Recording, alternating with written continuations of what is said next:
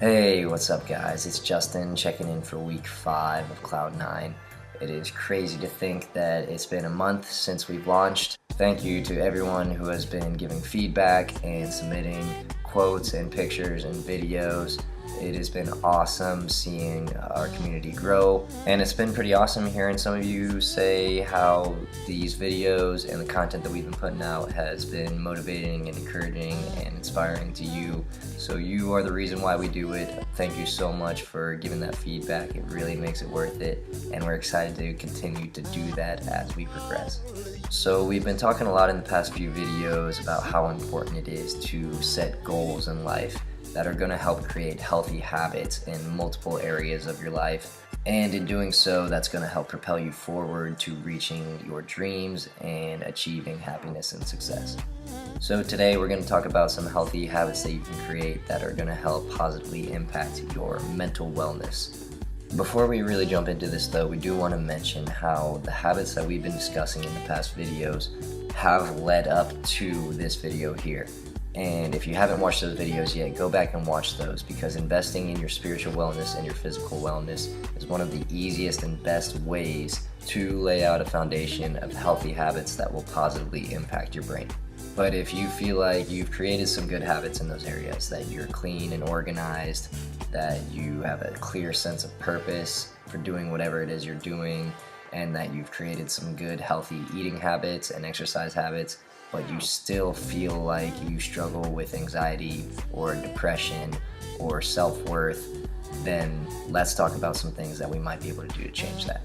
Now, let's get it out of the way that I myself am no doctor or therapist, and in some ways are not very qualified to speak on a lot of the things that we're going to be talking about today. However, what I can speak on behalf of is personal experience. And the biggest breakthroughs regarding my mental wellness in life came from when I stepped into an outside sales role with the company that I was working for. Saying as I had already been working for the company for 1.5 years before I moved into this position, I knew the product, I knew the service that we were providing pretty well, and I believed in it.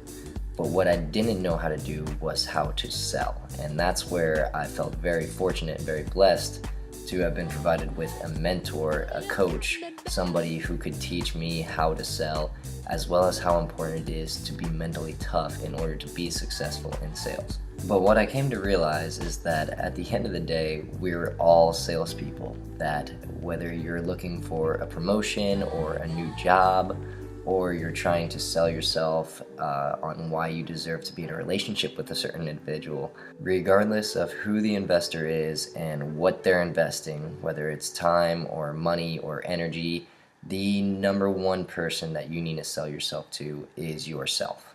In order to sell yourself successfully, there is one key ingredient that you need to have, and that is belief. Even more so than the belief in the product or the service or the cause that you're trying to sell is the belief in yourself. Is you need to have that self-confidence that I can or I will and I am capable of doing whatever it is I need to do in order to get wherever it is I'm trying to get in life.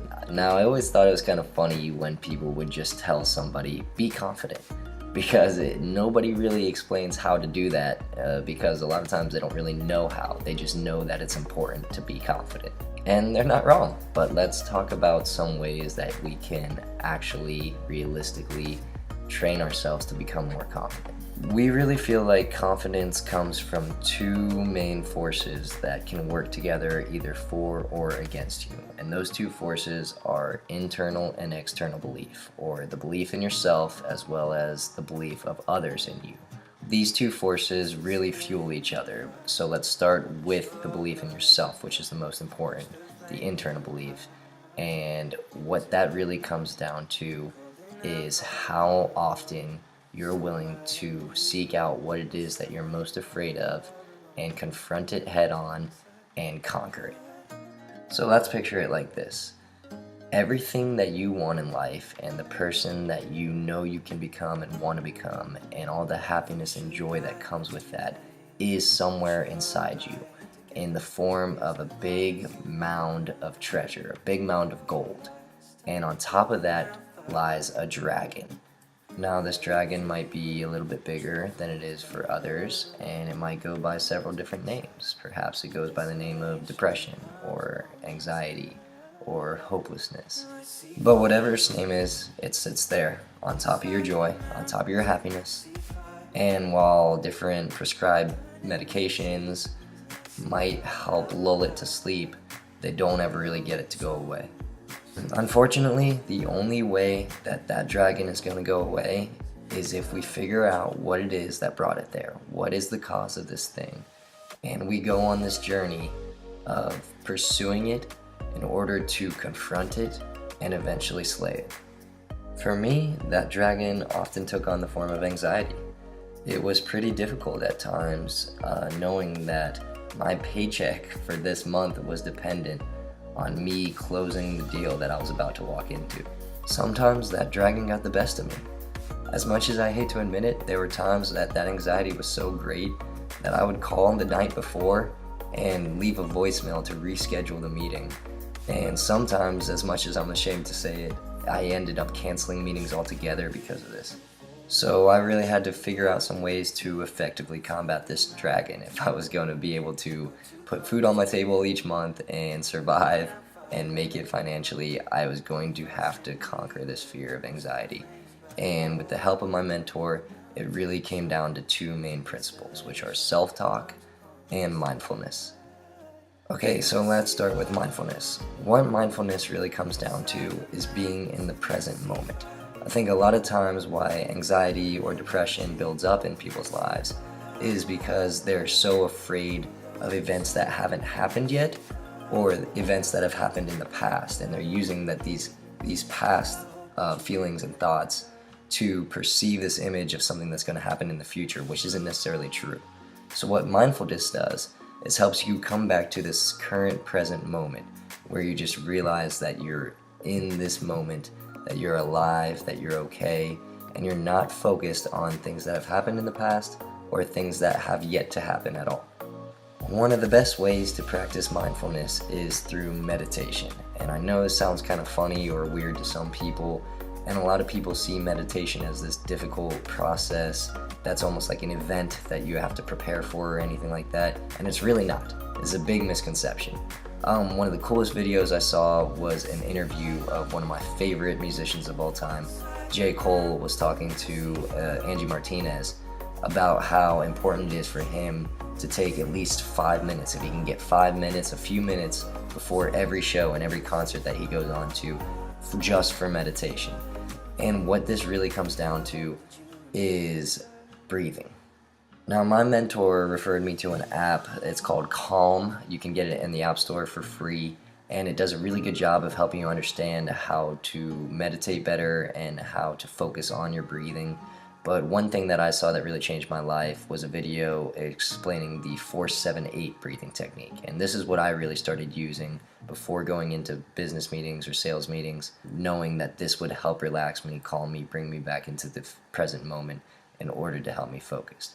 And what this is taking 4 seconds to breathe in through your nose, holding that breath for 7 seconds, and then exhaling slowly with a whooshing sound for 8 seconds.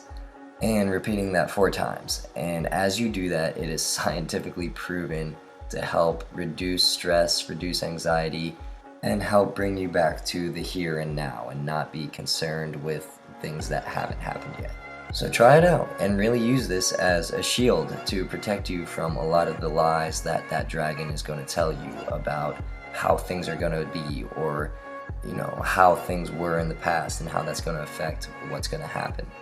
And then your weapon for really slaying the dragon is going to really come down to your self-talk. And what this looks like is the things that you listen to, the things that you read, and the things that you write. Whether you're aware of it or not, your brain is constantly processing words and storing them in your subconscious. Between the things that you hear, the things that you say, and the things that you write, your brain is constantly processing these words. So it's crucial and it's important that in order to be strong enough to slay the dragon, you are going to need to feed your brain with positive words. So what do you read? Do you read? Are you reading books that contribute to your own personal development? books that talk about the success of other people who have come before you and the habits that they've created? Or are you reading magazines that talk about Kim Kardashian and Kanye and the drama going on in their lives? What are you listening to? Are you listening to music that lifts your spirits? Do you listen to podcasts? Do you listen to audiobooks of tips on how you can succeed and get what you want out of life? And what are you writing? Do you keep a journal of your thoughts? Do you wake up every morning and write down 3 things that you're grateful for, like a lot of these successful millionaires do? Well, as you figure out the answers to these questions, use them to set goals for yourself. For me, I try to read 1 personal development book a month, which breaks down to about 10 pages a night. If you can take out 10 to 15 minutes of your night to read about 10 pages, you'll have a personal development book read in 1 month's time.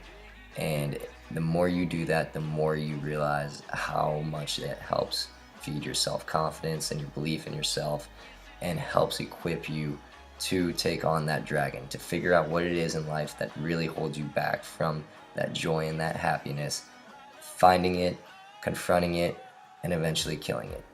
Now, I know we only talked about internal belief in yourself for this video, and we're saving the external belief and how others believe in you for the following video, in which we're going to talk a lot about social wellness, and we're going to tie that in.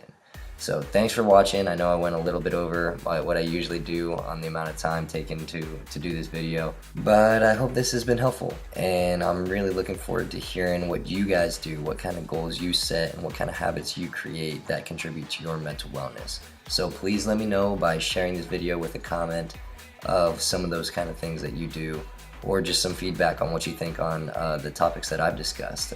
Again, I'm no expert on this, but this is just what I found in my personal life that helps me instill that confidence and conquer my fears and kill that dragon. So looking forward to seeing you guys next week. Hope you have an awesome rest of your week, and we'll talk to you then. Take care.